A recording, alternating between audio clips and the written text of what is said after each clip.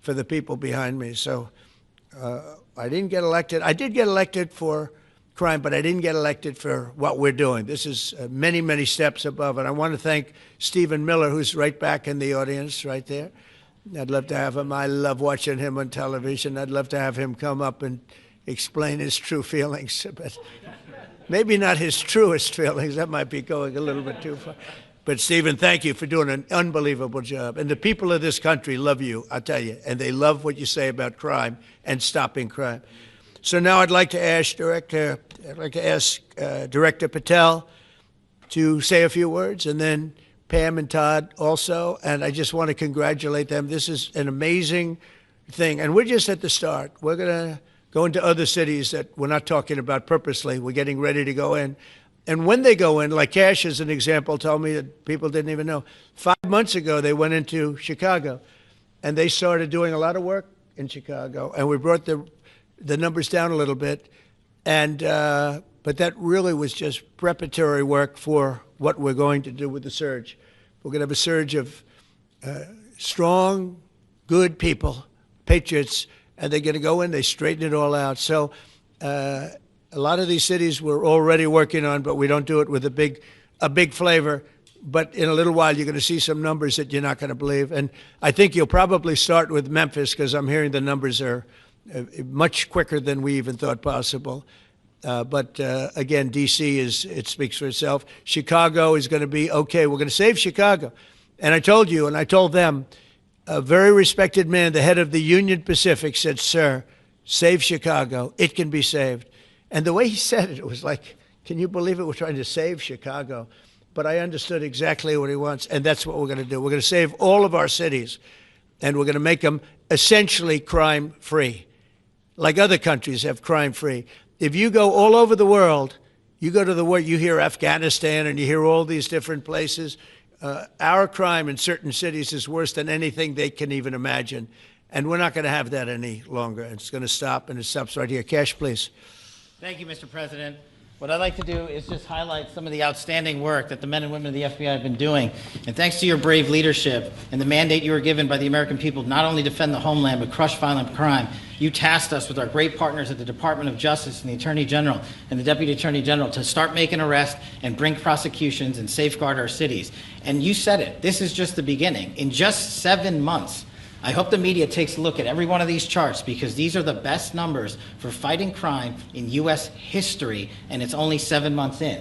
And to do that, our vehicle to do it of choice was Operation Summer Heat, which the FBI architected to go after violent criminals. And in just a 3-month span, you had 8,700 arrests of violent criminals.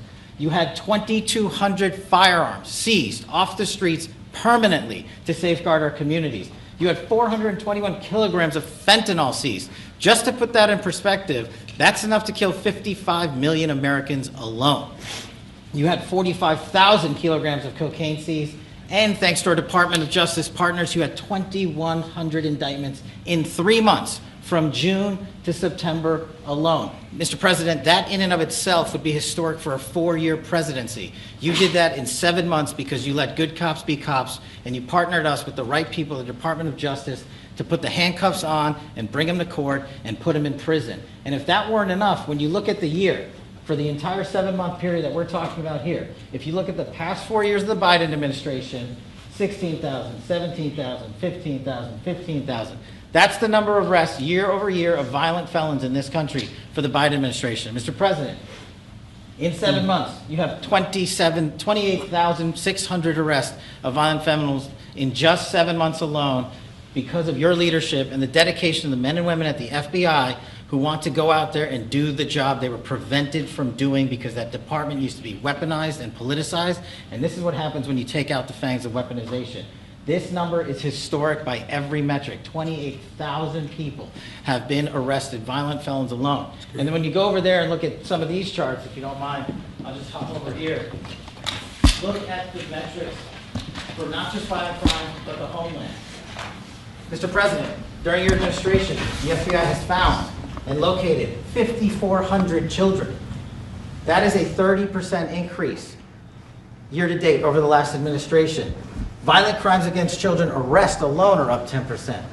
Gang arrests are up 210% in the last 7 months alone.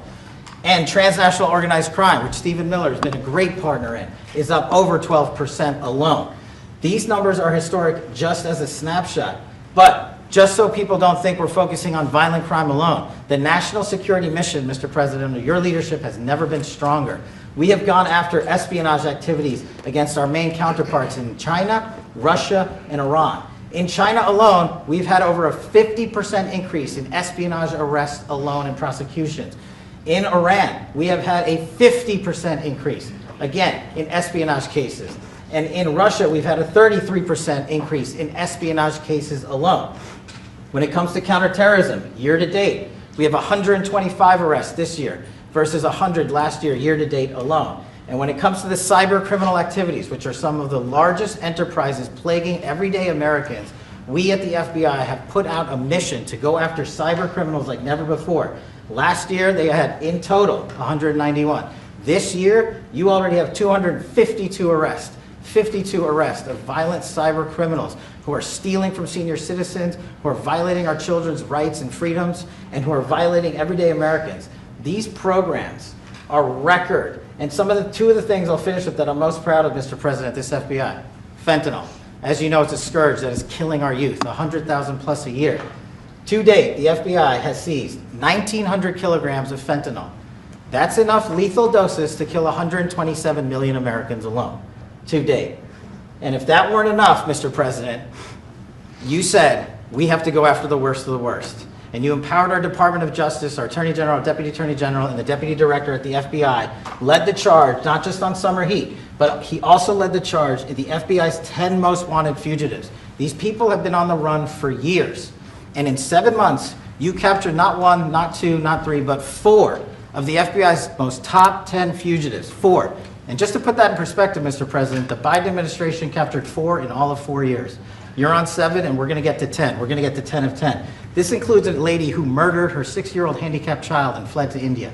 We got her in 2 months. This includes a narco trafficker. This includes a sex trafficker. This includes another first-degree murderer and gangbanger. These people were on the run because of the prior administration's reckless policies that destroyed our communities, and you came in and with a mandate said, go after the worst of the worst. This is just the beginning. This is what happens when you let good cops be good cops at the FBI. Mr. President, I just want to thank you for your incredible leadership, our brave partnership with prosecutors who know how to bring cases and make sure these arrests stick. And that's what the Attorney General and the Deputy Attorney General have led the charge across this country, because arrests without prosecutions are meaningless. We are deterring criminals from doing this activity.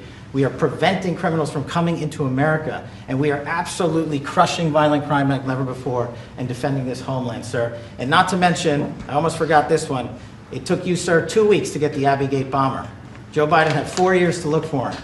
You got him in 2 weeks, thanks to the interagency effort by the FBI and the CIA, went to Pakistan, and now 13 brave warriors who were senselessly murdered because of the disastrous Afghanistan withdrawal. They have justice, their families have a peace of mind, and we're going to continue to find the others, Mr. President. On behalf of the FBI, sir, I just want to thank you. Thank you very much, Kash. Great job. Very good. Very impressive.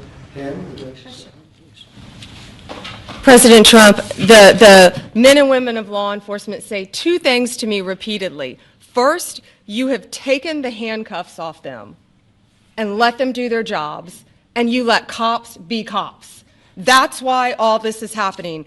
The director, the deputy director are working around the clock. All of these great men and women in the FBI, they have families at home, and they are working during a government shutdown right now. Many of them have small children. Many of them, I was talking to an agent this morning, many of them have babies at home, and they are working around the clock to not only keep our country, but our world safe. And that's what Operation Summer Heat did. Thank you, Director, and to the Deputy Director for everything you did on behalf of the Department of Justice, and you're going to continue to keep doing. And they set the stage for what we're doing in Memphis. You're going to hear a lot more about that, our joint task force next week, but they set the stage for Memphis. And last night alone in Memphis, there were almost 70 arrests, there were 12 guns seized, and there was a 70-year-old man arrested as a result of our operation in Memphis who raped a child under the age of 3. That one case makes everything we're doing worthwhile. So thank you all for being here on behalf of both of us. Thank you, President Trump. Thank you. Todd, you want to say something? Sure. Thank you, Mr. President. So this is a great day, and I think there's stats that the director talked about which are important, but I want to give two examples of what summer heat has done that actually will apply hopefully to everybody in this room. The first is for over 4 years during the last administration, there was a hotel in a town, the middle of a town in Alaska, that was being run as a drug den. There were over 1,000 calls to 911 over four and a half year period. There were multiple violent crimes, drug dealers, overdoses, and murders at this one hotel, ruining a community. Summer heat went in there. It's not only arrested all the participants that were controlling the hotel, but seized the hotel.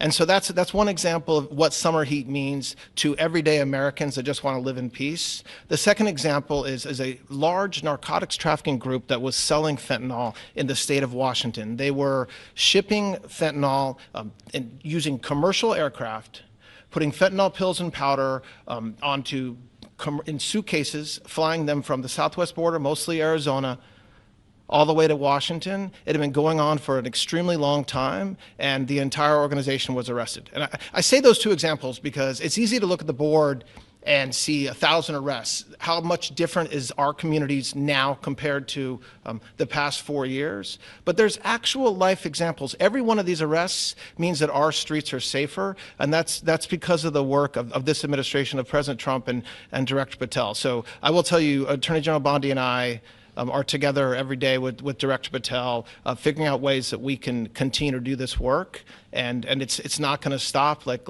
the Attorney General said, and like the President said, this is just the beginning, or phase one, or a start, whatever you want to say, but it will continue on. So thank you, Mr. President, and thank you very much, Director Patel. And Mr. President, just one last thank you from the men and women at the FBI. You found a way to get these individuals paid during a government shutdown, our 1811 agents. So on behalf of the FBI, it's a great debt that we owe you, sir. They're now allowed to pay for their families, so thank you. And the military. Good. That's right. Thank you. Okay, thank you very much. Any questions, please? Brian, go ahead. First of all, I know the feedback I'm getting from the American people, but they want to say thank you. Law and order is not an option in this country. It's a mandate. So I know the American people thank you for that. In terms of the guns that have been taken off the street, do you have a number of how many guns were taken away from someone that had a prior felony or a previous crime, that perhaps we can prosecute that? Because I know that wasn't the case under Joe Biden. We don't take guns off the streets of people that are allowed to have guns. So every gun that we're taking off the street is because it belongs to somebody who is not allowed to have it. Could be a felon, could be somebody who hears illegally. There's all sorts of conditions. But if there's a gun taken off the streets by the FBI, it's because the person who has it is not allowed to. It's not somebody who's lawfully allowed to have it. So every single one of those guns were taken off of people that aren't allowed to have them. And not including the FBI, all of the other agencies. ATF alone, since January 20th, has removed over 25,000 illegal guns off our streets, just since President Trump's been in office. And Mr. President, if I could follow up on that, could there be any further conversation to have national concealed carry applied to actual DC? Like if you had a driver's license in Texas and you had a permit, of course you could drive. Well, as you know, they've been talking about that for a long time. It's an interesting question. A lot of people feel strongly both ways, but we are talking about that, Brian. Thank you. Mr. President, on Venezuelan boats, I want to ask you, why not have the Coast Guard stop them, which it is empowered by law to do? You know, this way you can confirm who's on the boat and ensure that they're doing what you suspect. Because we've been doing that for 30 years, and it has been totally ineffective. They have faster boats. Some of these boats are seriously, I mean, they're world-class speedboats, but they're not faster than missiles. But we've been trying to do that for years, and so much of the drugs, 25–30%, would come in through the seas. Right now we have, I would say, none coming in through the seas. In fact, I don't know about the fishing industry. If you want to go fishing, a lot of people aren't deciding to even go fishing. We've almost totally stopped it by sea. Now we'll stop it by land. What's the next But step? it never worked. It never worked when you did it in a very politically correct manner. What's the next step in this war on cartels, and are you considering options, are you considering strikes on land? Well, I don't want to tell you exactly, but we are certainly looking at land now because we've got the sea very well under control. we've had a couple of days where there isn't a boat to be found. And that, I view that as a good thing, not a bad thing. But we had tremendous amounts coming in by boats, by very expensive boats. You know, they have a lot of money, very fast, very expensive boats that were pretty big. And the way you look at it is every boat that we knock out, we save 25,000 American lives. So every time you see a boat and you feel badly, you say, wow, that's rough.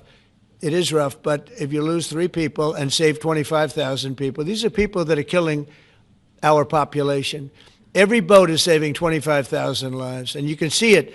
The boats get hit, and you see that fentanyl all over the ocean. It's like floating in bags. It's all over the place, and it's a tremendous. We're saving tremendous amounts of lives. Yeah, Mr. President, on that issue. I know you've talked about. I have a question for you, and then I also have a question for Director Patel. I know you talked about having some distaste for Boston recently. Is this one of those cities that you might be looking into, and can you give us a hint about other cities that you might be? You're saying for where? For where? For Boston. Yeah, well, Boston has a bad mayor who at least is a reasonable IQ person. You know, most of them are low IQ, but and they're so bad. I mean, what's going on in Chicago is just, you'd think the guy would say, hey, look, we have a problem, Mr. President. Could you come in and straighten it out? We could have that done in a month if we had their cooperation. It's going to be done anyway, but we could have it done in a month. Yeah, Boston, she's got 4 areas that are, you know, wrong. And, you know, somebody said, would we think about taking the World Cup away from Boston if they don't straighten it out? And the answer is yes, we have the right to do that with FIFA. So if we think that LA is going to be bad, or we think that applies a little bit to the Olympics too, but we'll talk about FIFA first. You know, FIFA is very hot. If we think there's any reason that, whether it's Boston or anywhere else, that they're not doing their job, we're going to take those World Cup games and move them someplace else. Thank you. And then Director Patel, there's been so many conspiracy theories swirling around about the assassination of Charlie Kirk. Do you have any updates for us, especially in light of all the online content that everyone's been talking about? The only thing we deal with at the FBI and the Department of Justice is facts. And we delivered at record speed a manhunt to capture Charlie Kirk's alleged assassin in 33 hours. And if you put that in perspective, to Luigi Mangione with the Boston bomber, they took them 5 days and a police officer lost their life in their manhunt. We are running on absolutely every single lead. And the best thing we can do to honor my friend Charlie Kirk's life is to make sure that everyone involved is prosecuted to the full extent of the law. And that's what we're focused on, investigating the facts, not trading in conspiracy theories. Okay. Mr. President, thank you so much. Thank you. In light of China's export curbs on rare earths, do you view India as a reliable partner going forward? And are you planning to meet Prime Minister Modi in Malaysia? Are you open to talks in terms of Yeah, trade? sure. He's a friend of mine. We have a great relationship. He just said that 2 days ago, as you know. We have a great relationship. No, we were not happy with him buying oil from Russia, because that lets Russia continue on with this ridiculous war where they've lost 1.5 million people, by the way. Russia's lost 1.5 million people, soldiers mostly. This is a war that should have never started, but it's a war that Russia should have won in the first week, and they're going into the 4th year. And I want to see it stop. So I was not happy that India was buying oil. And he assured me today that they will not be buying oil from Russia. That's a big stop. Now I got to get China to do the same thing. You know, that is relatively easy compared to what we just did over the last week in the Middle East. Middle East was 3,000 years, and we got it done. This is 3 years, and I think we'll get it done. I think that President Putin, I think he wants to get it done. We'll see. There's a great animosity between him and Zelensky. You probably have noticed, right? And it's, I think it's hurting the process. Yeah, please. Mr. President, thank you. Curious, why did you authorize the CIA to go into Venezuela?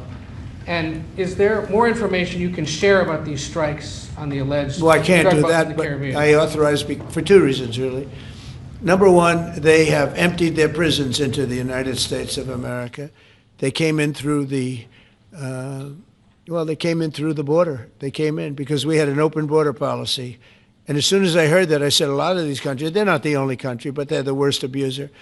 And they've entered they've allowed thousands and thousands of prisoners, mental institution, people from mental institutions, insane asylums, emptied out into the United States. We're bringing them back. but that's a really bad, and they did it at a level that probably not, many countries have done it, but not like Venezuela. They were down and dirty. And the other thing are drugs. We have a lot of drugs coming in from Venezuela. And a lot of the Venezuelan drugs come in through the sea, so you get to see that. But we're going to stop them by land also. Does the CIA have authority to take out Maduro? Oh, I don't want to answer a question like that. That's a ridiculous question for me to be given. Not really a ridiculous question, but wouldn't it be a ridiculous question for me to answer? But I think Venezuela is feeling heat, but I think a lot of other countries are feeling heat too. We're not going to let this country, our country, be ruined because other people want to drop, as you say, their worst. They have given us their worst. They've loaded up our country with prisoners, with mentally ill people that are seriously ill, criminally ill, and we're not going to take it. And so, I mean, it's just one of those things. And I can tell you, we've taken care of the sea. There's nobody, and we're watching. We're watching. And if we see it, we'll save it. Yeah, please. On the ships, though, sir, there are Republicans and Democrats up on the Hill concerned that in the briefings they've gotten about those attacks, they're not necessarily getting information about who was on them and what exactly was on those ships. Can you ensure that but they are given information that they were loaded up with drugs, and that's the thing that matters. When they're loaded up with drugs, they're fair game. And every one of those ships were, and they're not ships, they're boats, they're speedboats. They're extremely fast, record-setting type speedboats. They cost a lot of money, and they have a lot of money because they're drug sellers. But they know one thing, and they all have the same thing in common. There's drug dust. They call it drug dust. They call it fentanyl dust all over the boat after those bombs go off. And you can take along. Attack them, though, that they're We know before. We know when they go out. We know we have much information about each boat that goes out. Deep, strong information. Yeah, please. Sir, you're going to have Volodymyr Zelensky here this week. What is your message at this stage of the war for him? And shy of tomahawks... To who is that? For Zelensky. Yeah. And shy of tomahawks for Ukraine, are you considering other options, and will you speak with Vladimir Putin about No, we're looking at other options. We are. President Zelensky's coming in. I'm not a fan of the war. I'm not a fan of the way it started. It should have never happened. It wouldn't have started if I were president. The election was rigged. And because of that, we lost a lot of lives have been lost because of that war. Not American lives, but if I can save a lot of lives, that's why I'm in it. I want to save lives. I've had 8 wars. The Prime Minister of Pakistan got up the other day, said so beautifully, he says, you saved millions of lives. He told that to a group of people right in this office. He said the president saved millions of lives. And I think what he's referring to is the fact that that would have been with India, a nuclear war. That was getting very close. You know, 7 planes, they don't talk about it, but 7 aircraft were shot down. In fact, we have the new ambassador to India right here. They're well represented. You better represent us, not them, okay? But Sergio's going to do a great job. He's going to do a great job. But no, we'll be talking about the war with him, and we'll be talking about, I mean, they want to go offensive. I'll make a determination on that, but they would like to go offensive, you know that, and we'll have to make a determination. President, given you have the FBI Director and Attorney General here today, Jim Jordan has asked Jack Smith to appear in front of the House Judiciary. You mean deranged, Jack? He's a deranged individual, yeah. He's asked him to... Well, they should. I'm surprised it takes so long. You know, we're talking about violent crime. What about the crime against a political opponent? That's what we have to talk about, too. Jordan would like to understand the full extent to which the Biden-Harris Justice Department weaponized federal law enforcement. What do you think the committee will find out, Mr. Smith? I think it was the worst weaponization of a political opponent in the history of the world, let alone this country. And I hope that everybody's, you know, they're involved in it. I'm not. I'm the one that had to suffer through it and ultimately win. But what they did was criminal. Deranged Jack Smith, in my opinion, is a criminal. And I noticed his interviewer was, I think that was Weissman. And I hope they're going to look into Weissman, too. Weissman's a bad guy. And he had somebody in Lisa, who was his puppet, worked in the office really as the top person. And I think that she should be looked at very strongly. There was tremendous criminal activity having to do. If we don't have fair elections in this country, we're not going to have a country. And I've said it from the beginning, fair elections and borders. And we need also fair press. because if you don't have fair press, it's very tough. And we've got the strongest border of anybody. Nobody has a border. We have a border where the numbers just came out again. You saw 0 people came in illegally. Now, we do take people into our country legally, but 0 people. But, you know, you're talking about a different subject. You're talking about political crime. They have committed massive political crime. I hope they're looking at Shifty Schiff. I hope they're looking at all these people. And I'm allowed to find out. I'm allowed to, you know, I'm, in theory, the chief law enforcement officer. But I have a very good, talented group. This is about something else. But I hope they're looking at political crime, because there's never been so much political crime against a political opponent as what I had to go through. They raided my house in Florida. It was an illegal raid. I have a lawsuit that was doing very well. And when I became president, I said, I'm sort of suing myself. I don't know. How do you settle the lawsuit? I'll say, give me X dollars, right? And I don't know what to do with the lawsuit. It's a great lawsuit. And now I won. It sort of looks bad. I'm suing myself, right? So I don't know. But that was a lawsuit that was very strong, very powerful. They raided illegally my house in Florida, Mar-a-Lago. They went through the drawers of my young son. They went through all of the cabinets and drawers of the First Lady. She walked in, she said, wow, what happened? Because she's very meticulous, and this wasn't so meticulous. As she looked into the drawers and she saw everything a mess. What they did against a person that just got out of office. And then you look at these corrupt people. You look at Hunter Biden. You look at the signature. As an example, the Europen. I just signed so many different things. An admiral, a 4-star general. I'm signing them left and right, the commissions. And by the way, I want to compliment John Thune and also Mike, our great speaker. But John Thune, all of a sudden I'm getting these things by the hundreds. I was getting one every 2 weeks. It would have been 4 years before you got them in more. You would have had some that didn't even get in, all because of Democrat obstruction.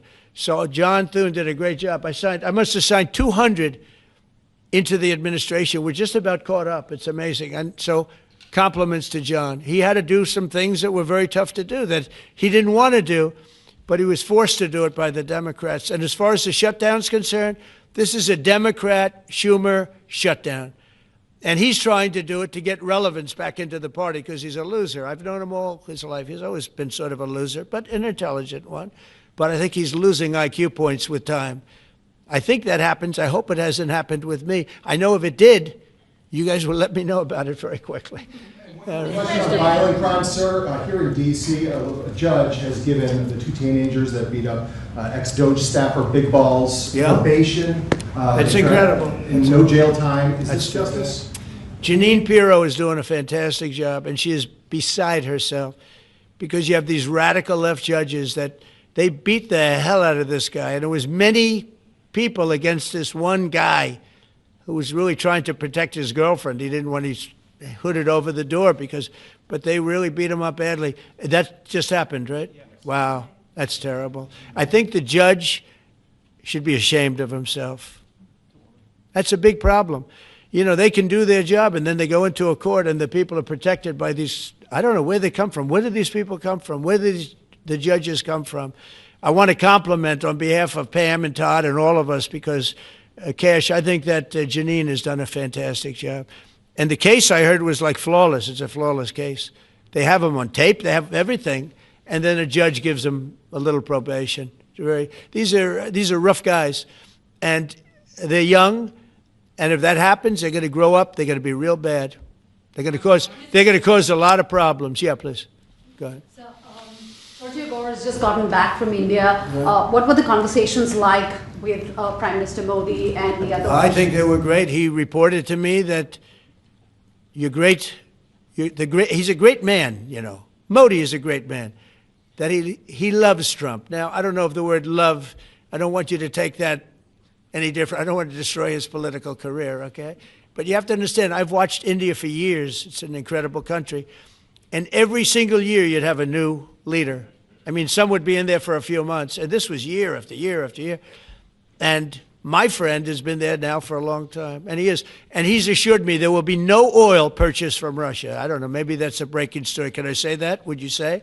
There will be no oil. He's not buying his oil from Russia. It started. You know, you can't do it immediately. It's a little bit of a process, but the process is going to be over with soon. And all we want from President Putin is stop this. Stop killing Ukrainians and stop killing Russians, because he's killing a lot of Russians. Again, it doesn't make him look good. It's a war that he should have won in 1 week, and he's now going into his 4th year.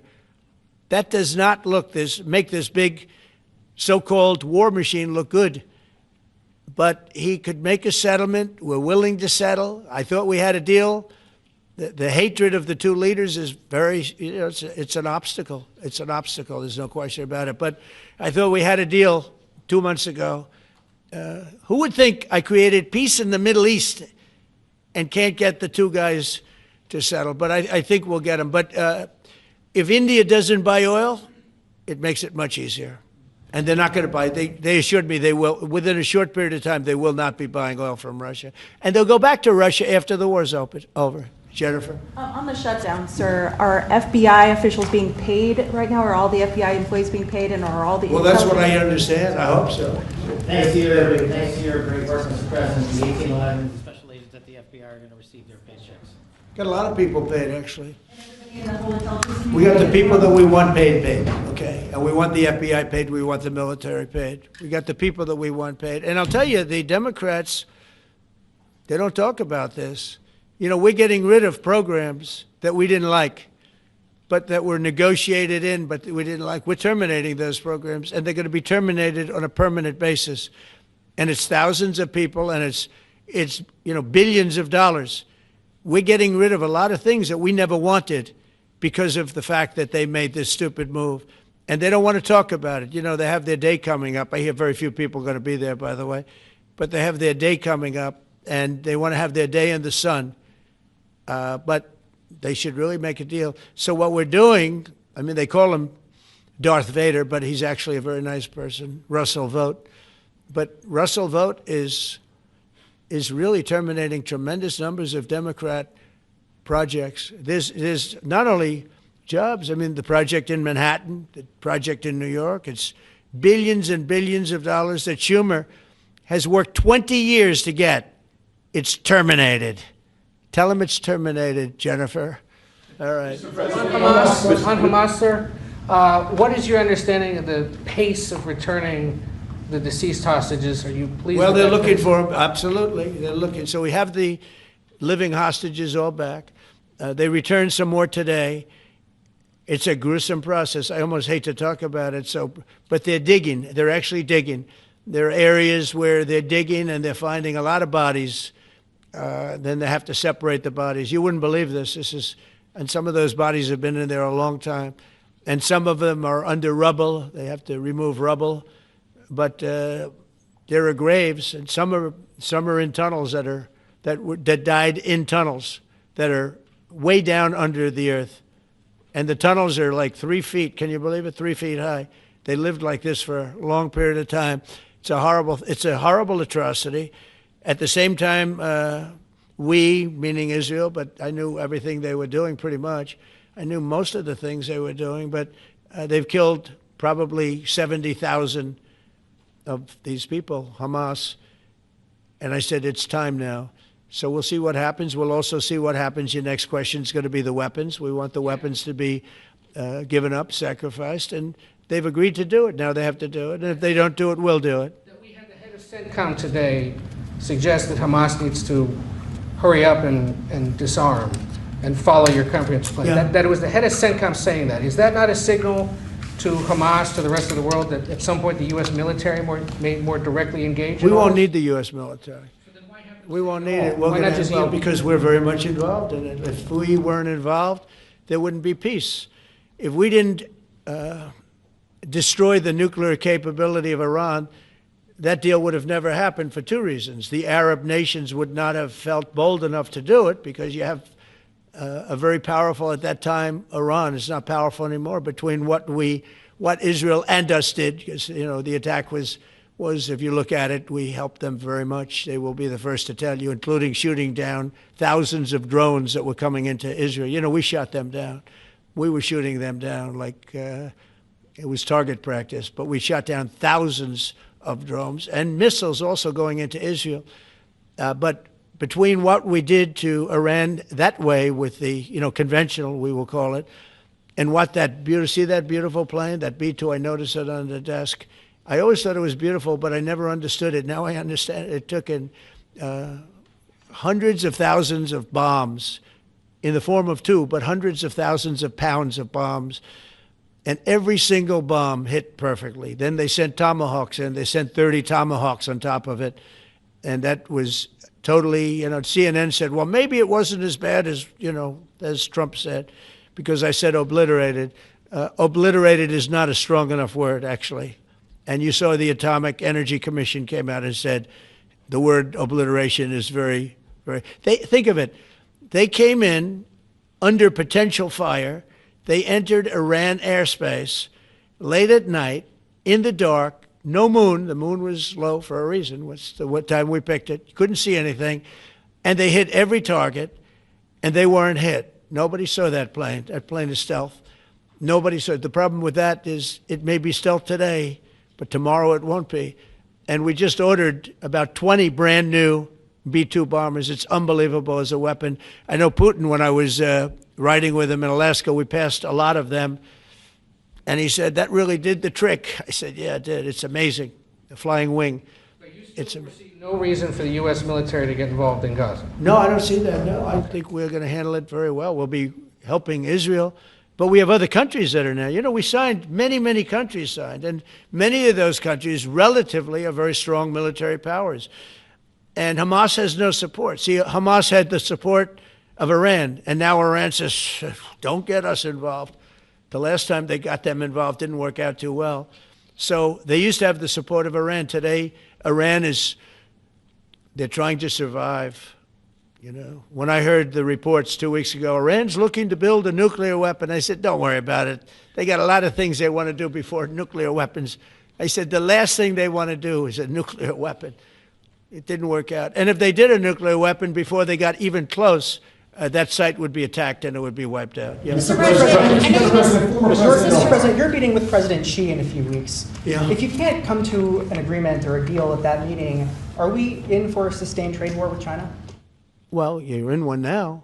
Look, we have 100% tariff. If we didn't have tariffs, we would be exposed as being a nothing. We would have no defense. They've used tariffs on us, but we've never had anybody sitting in that chair that felt the need to do it. And they've allowed us to be $37 trillion in debt, et cetera, et cetera. Tariffs are a very important tool for our defense, for our national security. If we don't have tariffs, we're not going to have national security. As an example, if you look at Pakistan and Iran, I told them I was in the midst of negotiating a trade deal with Iran, and Pakistan was going to be in line. And because of tariffs, they all want to negotiate much differently. We're making a good deal. And then I heard that they're shooting at each other. And I said during one of my conversations, are you guys going to go to war? Two nuclear powers. We are thinking about, I said, here's the deal. You go to war, I'm going to put a 200% tariff. I'm going to stop you from doing any business in the United States. I said it to both of them. Within 24 hours, the war ended. That would have been a nuclear war. And again, the Prime Minister of Pakistan, who was here 2 weeks ago, said that man saved many millions of lives in front of a whole group of people because he thought it was going to be war. But when it came to war or having to pay massive tariffs, the tariffs overrode. That's why it's so important. Not only the money, we're taking in trillions of dollars, not only the money, the power to keep peace, the power to be used for good is enormous. But a lot of people didn't understand tariffs. It's also made us very rich.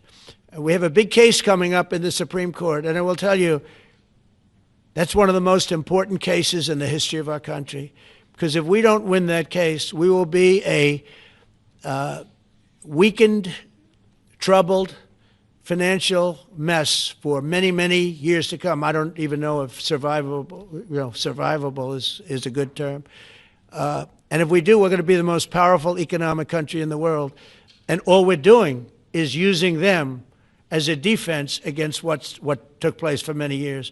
China would charge us tariffs. It was incredible, but we weren't allowed to charge. And we're allowed to do whatever we want. We just had presidents that didn't want to do it for whatever reason. And it was nothing. But of the 8 wars, I was saying 7, of the 8 wars, I would say tariffs are directly responsible for me ending 6 of them, 5 or 6. Without the tariffs, you have wars raging all over the world. With the tariffs, other than Russia, we have no wars out there. And we've made a lot of good friends, too. Tariffs are so important to our national security. If we don't have tariffs, we don't have national security. Our country would suffer a level that, because they're used so strongly on us. As an example, the European Union, they won't take our cars, they won't take our agriculture, they won't take anything, but they send their cars in, Mercedes, BMW, Volkswagen, by the millions. We don't send any cars. They don't take them. They were tariffing us out. Agricultural products, they don't take our agriculture. They want their farmers to do it. I understand that. But it was very unfair, and they were tariffing our product. They're keeping out by using tariffs. And we didn't use them, but I used them. And now we made one of the great deals with your $650 billion they pay us. And we've evened it out. It's really a good thing to see. And you have to understand, they've all signed. Japan, South Korea.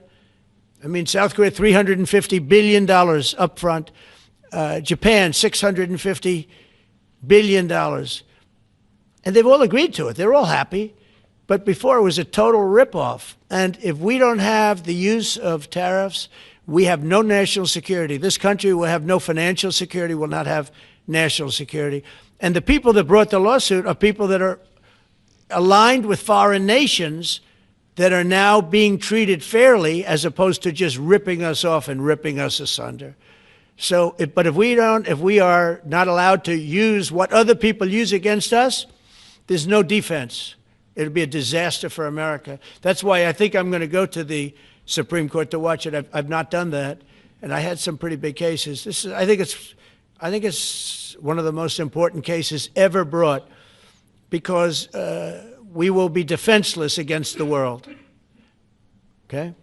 You'll go to the tariff case? Did you have one? Yes, please. Thank you, Mr. President. I want to ask you about the Georgia Senate race. I know it's very early, but there's several Republicans in that field that are vying for your endorsement. A lot of good people in that field. Yes. I know all of them, actually. I haven't made a decision on that, but you have some very good people in the Georgia Senate race. Well, Governor Trump has endorsed. No, I know. The governor has, and he's spoken to me about it a lot. He likes that candidate a lot. And I understand that. I haven't made a decision yet. But I'm following that race very carefully. I think it's very important for Georgia to get a real senator, because the senator they have now is a horrible senator. He allows all the crime, all the borders. You have open borders. I mean, his whole philosophy is a disaster. That's not representative of the people of Georgia. I know the people of Georgia. I won Georgia 3 times, but they say twice. Okay, I won it very big the last time. And I won it big the first time. And I won it big the second time, but we had criminals that didn't allow, I hope they're going to go into that. I hope they go into the votes which are being stored in Fulton County and take a real look at those votes, okay? Because I won it the second time, too. But I know Georgia very well. I love Georgia. Those people are great, and they deserve a good senator, because the man they have now is a weak, ineffective person. Okay. President, I wonder what you make of it. By the way, you won Georgia 3 times. Yeah, I agree. Do you agree with me? I and do. He's the media. For someone that spends a lot of time in Georgia, I believe you won that. Yeah, okay. I really have a question about. The word "believe" isn't strong enough, right? Yeah, you know. There you go. It's true. I know I won too. We have the great Newt Gingrich. Newt, you agree with us? Good. Otherwise, I'd have him dismissed immediately from the room. His wife, as you know, is becoming an ambassador to a great country, Callista. So congratulations. And we're going to take a picture. And the only reason I'm doing it, he speaks so well of me. He said, I'll go down as the greatest president in history. And then he blew it. He said, I'm not sure if I put him above Washington or Lincoln. So I'm not that happy about that, dude. I've got a question about the weaponization of the DOJ. The media often says your department is weaponizing the DOJ. Yeah, that's the opposite. It's the opposite. Todd, you represented President Trump and probably the greatest weaponization of the DOJ by Alvin Bragg. You know firsthand, if you can describe what you saw under the Biden administration and how they weaponized the DOJ. Well, I mean, I think it's hard to describe what happened those last 4 years against President Trump. Alvin Bragg, a local prosecutor, his office staffed by somebody from DOJ. Jack Smith picked as a special counsel, staffs his entire office with DOJ prosecutors. And then there are countless things that happened, all in writing, most of them on the docket, that require no explanation except a complete abomination of the place that the Attorney General and I run now and Director Patel. So when people talk about this department weaponizing, it's embarrassing. Because there's no scenario in which you can look at what we're doing, restoring justice, doing the right thing in every single case, and say that that's weaponization, and yet remain eerily silent about what happened for the past 3 years. I mean, you read these articles and giggle, because it cannot be true that people really think that what they did to him, not once, not twice, I'm still counting 3, 4 times, but we're the ones that are weaponizing. So this man is not weaponizing the Department of Justice. We're not weaponizing the Department of Justice. It's the opposite. I mean, and also, nobody questions what I'm saying because it's true, because we all lived the past 4 years. So listen. They never want to bring up the details, but I watch the fake news, and oh, he's weaponized, and he wants to send them to prison. He wants all this. They indicted me like 5 times. I took a mug shot. Who would have thought it turned out to my favor? Because it was a good shot. But I had to take a mug shot. It's right out there in the door. New York Post, front page of every paper in the world. I had a mug shot. They wanted to send me, nobody says that. They say, he's acting very, very tough. He's acting unfair. Let me tell you, if they've been nice to anybody, it's to those criminals, because they are so good having to do with all of the things we're talking about today with violent crime. But if anything, I think this Justice Department has been so respectful of the law, because the other Justice Department, with Rita or Lisa and all of that scum, real scum, what they did to the political opponent of a guy that has a seriously low IQ. Now, in his case, it was low based on his career, but it got real low, okay? It was descending rapidly. But what they did to go after his political opponent is legendary, worse than any third world country, banana republic.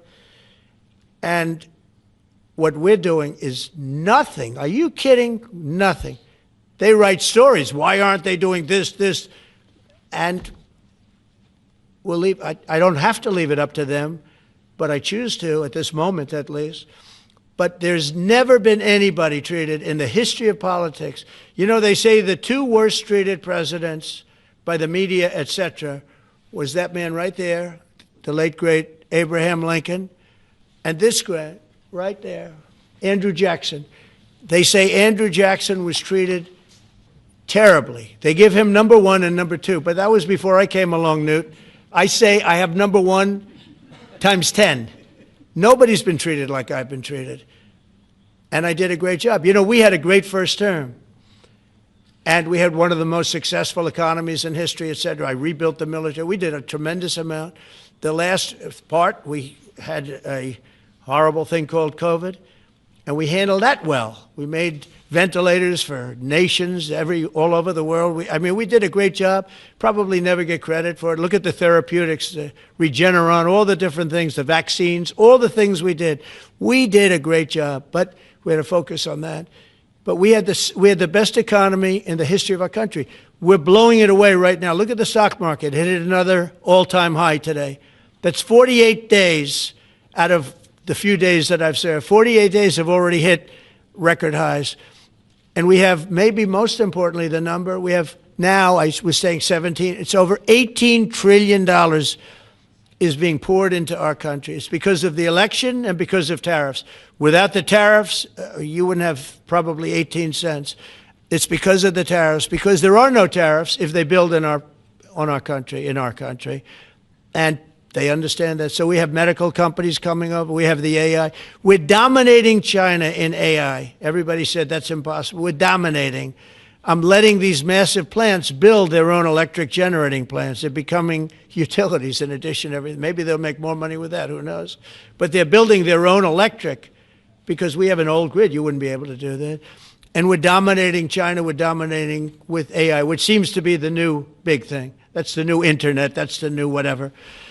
So we're very happy with the job we're doing. I'm very happy with the job they're doing. But when you tell me about attacking a political opponent, there's never been, and I'm a legitimate opponent. I watch my son. He's got the #1 best-selling book now. My son Eric is a wonderful kid. That guy spent so much time with subpoenas. He got more subpoenas than anybody in the history of our country. Think of it. And he's an innocent, good boy. He's a good kid. He's always been a good kid. All of my children are good. They went through hell. My children went through federal grand juries on a hoax.